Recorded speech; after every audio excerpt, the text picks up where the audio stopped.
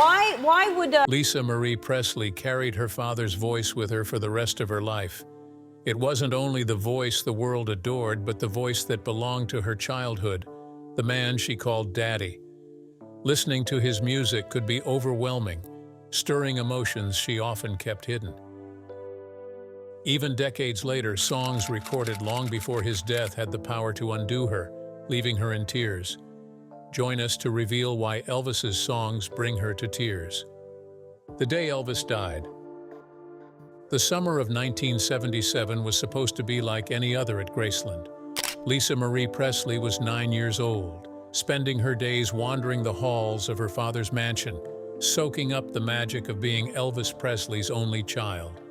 Graceland wasn't just a home. It was a kingdom, alive with music, laughter, and the constant hum of people moving in and out. And at the center of it all was her father, the man she called Daddy, whose presence seemed to fill every room he walked into. But on the morning of August 16th, the atmosphere felt different. The house was heavy with a silence Lisa Marie couldn't quite understand. She had spent the previous night with her father, who had kissed her goodnight in the early hours, promising to see her later. She had no way of knowing those would be their last moments together. Sometime late in the morning, the quiet inside Graceland shattered. Lisa Marie remembered being pulled from her usual routine by hurried footsteps and urgent voices echoing through the halls. Something was happening in the bathroom in her father's bedroom, though no one would explain it to her. What she did hear, the cries, the shouts, the unmistakable panic, etched themselves into her memory forever. In her memoir, Lisa Marie described those moments with chilling clarity. She remembered rushing toward the noise only to be held back by adults who didn't want her to see. But she saw enough. She saw her father lying on the floor, unresponsive, people surrounding him, desperate to bring him back. For a child who still believed her father was invincible, it was a sight that tore away the last of her innocence. Her screams filled the house. She screamed so loudly, she would later recall, that her voice carried through the walls of Graceland. Bloody murder, she called it, the sound of a child realizing before anyone confirmed it that her father was gone. The memory never faded. Decades later, she could still hear her own cries, still see the scene playing out in front of her as if it had happened yesterday. Lisa Marie wasn't the only one wailing that day. Her grandfather, Vernon Presley, was struck by the sight of his son lifeless on the bathroom floor. She remembered him collapsing into tears, grieving openly in a way that made her understand just how final this moment was. If her grandfather, the family's steady presence, was breaking, then nothing could ever be the same again. The rest of the day unfolded in fragments. The sight of paramedics arriving, the hushed tones of voices trying to shield her from the truth, and the strange dissonance of hearing the news reported on television when she was living it firsthand. For most of the world, Elvis Presley's death was a shock that came through a headline. For Lisa Marie, it was the shattering of her entire world inside the only home she had ever known. She carried the details with her, tucked away but never far from the surface. It wasn't just the loss of her father, it was the way she lost him. The suddenness, the helplessness, the way she was thrust into grief in front of strangers and cameras. At just 9 years old, she had no shield against the reality that her father, the most famous man alive, was now gone. In the years that followed, Lisa Marie often spoke about that day, not to sensationalize it, but because it had been branded into her memory. She could describe the color of the carpet, the sound of her own voice, the way time seemed to both race and stand still. Trauma has a way of freezing moments in place, and for her, August 16, 1977, never really ended. As she grew older, she admitted she sometimes wished she could erase those images, but she couldn't. They were bound to her, as much a part of her story as the father she adored. Even decades later, long after the headlines faded and the world moved on, Lisa Marie carried that morning with her. It was the moment when she stopped being simply a child and became the keeper of her father's memory. The king of rock and roll was gone, and for the millions who mourned, Elvis was a legend. For Lisa Marie, he was her dad, the man she had kissed goodnight, the man she thought would always be there when she woke up. That was the cruelest truth of all. In the days after Elvis Presley's death, the world descended on Graceland. Thousands of fans lined up outside the gates, carrying flowers, singing his songs, and weeping as if they had lost a family member. For them, the king of rock and roll was gone. For Lisa Marie Presley, the loss was far more intimate. She had lost her father, the man who had tucked her in at night, told her jokes, and given her a childhood wrapped in music and warmth. Lisa Marie, a child living with loss. She was 9 years old, standing at the edge of a grief she couldn't fully comprehend. One moment her father was there, the next he was gone, and nothing anyone said could undo it. She remembered hearing voices around her speak in hushed tones, seeing people cry. But what stayed with her most was the emptiness of the house. Graceland, once alive with her father's laughter, felt hollow. As the funeral approached, Lisa Marie found herself surrounded by adults who didn't know what to say to her. She watched her grandfather Vernon crumble under the weight of his son's loss, and she tried to make sense of it all. At 9, she had already seen more than most children could imagine. She later described it as the moment her childhood ended, the day she was forced into a reality no child should ever face. Even before August 16, 1977, Lisa Marie had been haunted by the possibility of losing her father. Elvis's health had been declining for years. She had seen him out of it, sometimes collapsing or appearing distant. And even as a little girl, she sensed something wasn't right. She once wrote a poem as a child that simply said she hopes her daddy doesn't die. It was the kind of thing a child shouldn't have had to write, but she felt it deeply enough to put it into words. When the unthinkable happened, that fear became her reality. The trauma of those moments imprinted itself so deeply that decades later, she could still recall it in vivid detail. While the world played Elvis's records to celebrate his legacy, Lisa Marie struggled to listen at all. His voice wasn't just music to her, it was him, alive and present, and hearing it was often too much to bear. Growing up in the shadow of his absence wasn't easy. Everywhere she turned, her father's image stared back at her. His face was on billboards, magazine covers, and posters. His songs played in grocery stores, restaurants, and cars passing by on the street. For most children who lose a parent, the world eventually moves on. For Lisa Marie, there was no escape. The world refused to let Elvis Presley go, which meant she could never get the space to grieve quietly. She became a kind of custodian of his memory, even before she was old enough to understand what that role meant. People wanted to know what Elvis was like as a father, if he was kind, if he was funny, if he was the same man behind closed doors as the one who performed on stage. She carried those questions with her into adulthood, but as a child, they only added to the weight she was already holding. Despite the chaos of her grief, Lisa Marie clung to her memories of him. She remembered him as warm and affectionate, a father who doted on her, who spoiled her in ways only he could. She remembered the games they played, the nights spent watching television together, and the way he could light up a room just by walking into it. These memories were her anchor, even when everything else felt uncertain. But she also carried the darker side, the images of him struggling, the sense of dread she sometimes felt when she looked at him. That duality stayed with her, the joy of being Elvis's daughter, and the pain of watching him slip away before her eyes. In the months and years after his death, Lisa Marie's life was shaped by that tension. She was no longer just a little girl growing up in Memphis.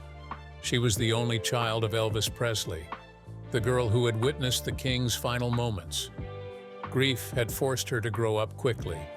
It gave her a seriousness, a heaviness, that she carried long into adulthood.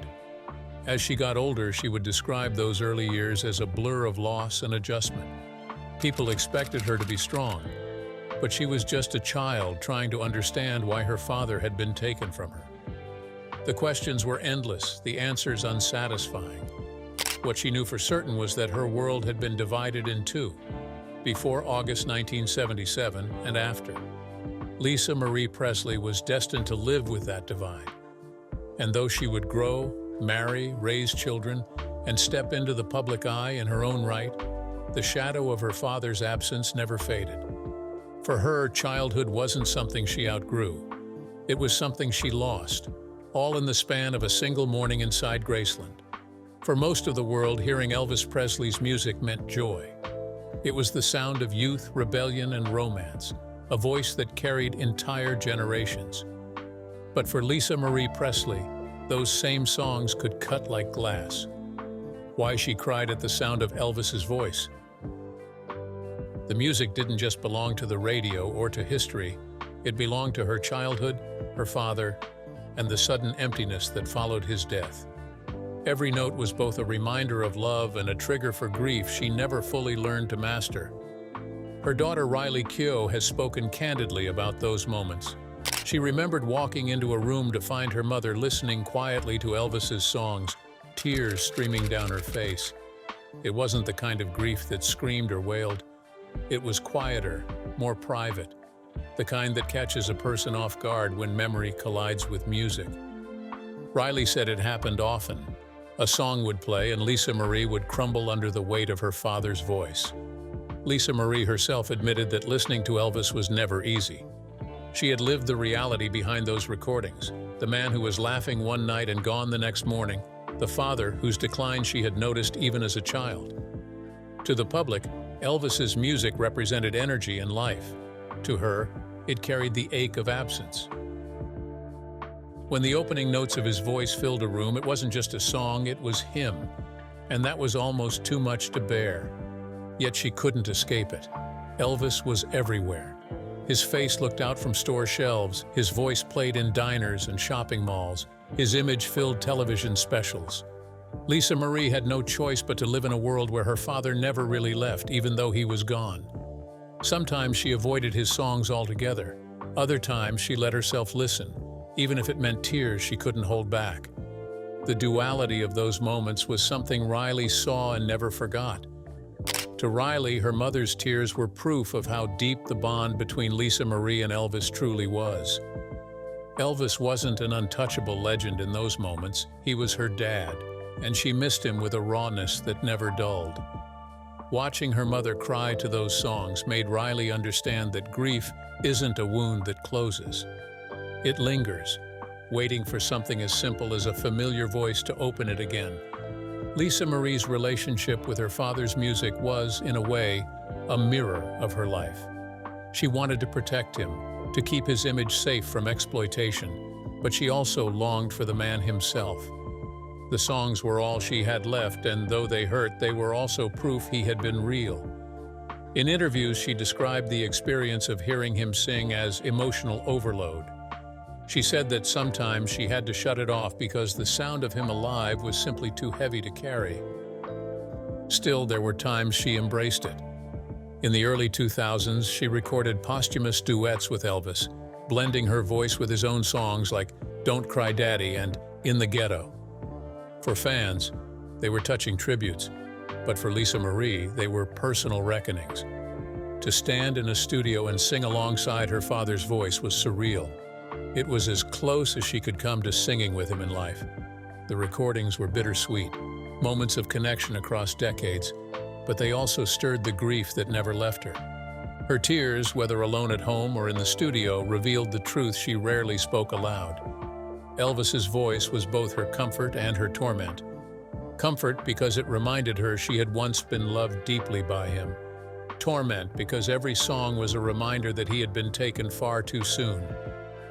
For Riley, those moments of finding her mother in tears taught her something profound about love and loss. She saw that grief isn't tidy or linear. It doesn't fade with time. Instead, it lingers in unexpected places, in the crackle of an old record, in a familiar lyric, in the echo of a father's voice. Watching her mother cry while Elvis sang, Riley understood that grief is also a form of devotion.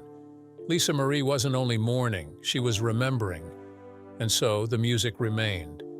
Lisa Marie couldn't separate herself from it, nor did she truly want to. Elvis's voice carried her back to the father she adored, the man she lost too soon, the man who lived forever in vinyl grooves and speakers. For her, every song was a thread connecting the past to the present, love to sorrow, father to daughter. The world might have danced, celebrated, and immortalized Elvis's recordings.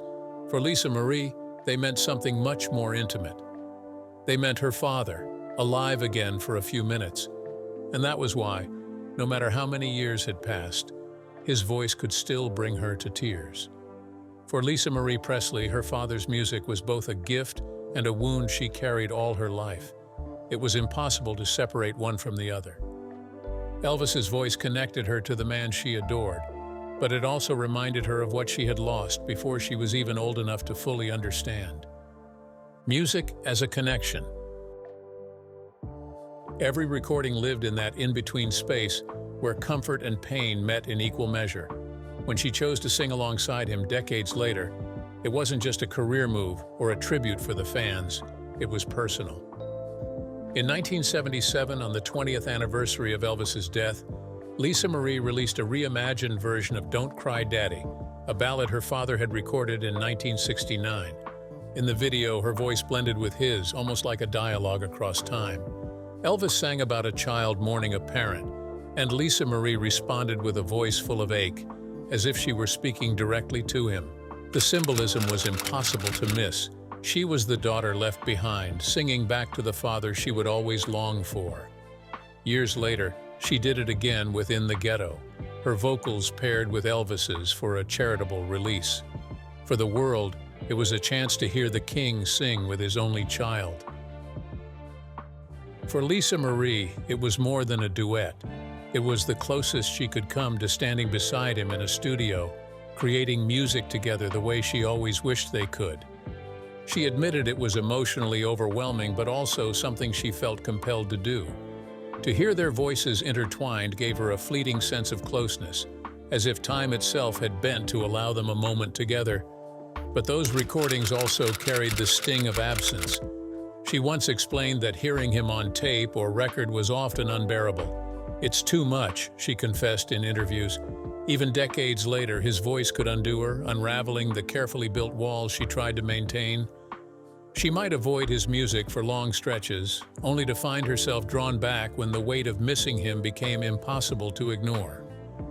Friends said that whenever Elvis's music was played at public events, Lisa Marie would go still. She didn't always cry, but the look on her face gave her away.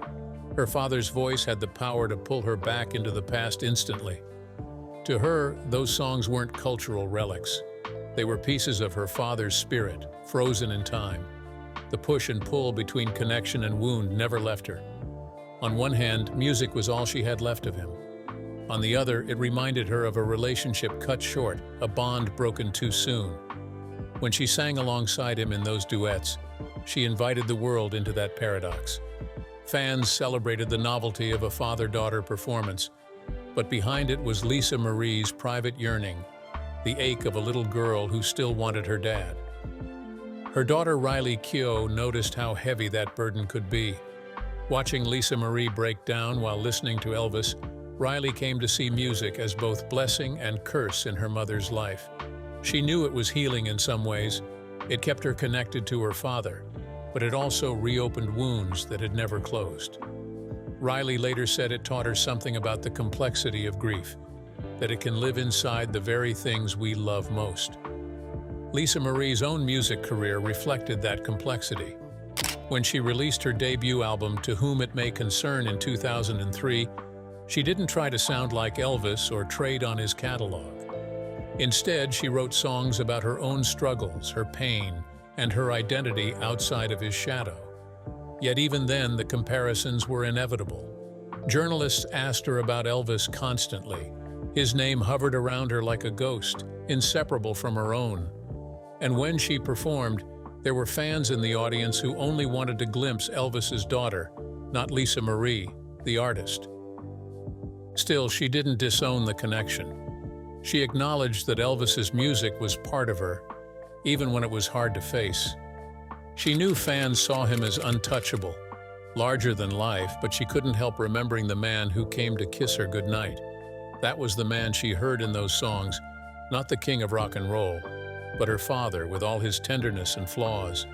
This tension between the personal and the public, the healing and the hurting, defined Lisa Marie's relationship with her father's music. It was never just background sound or entertainment.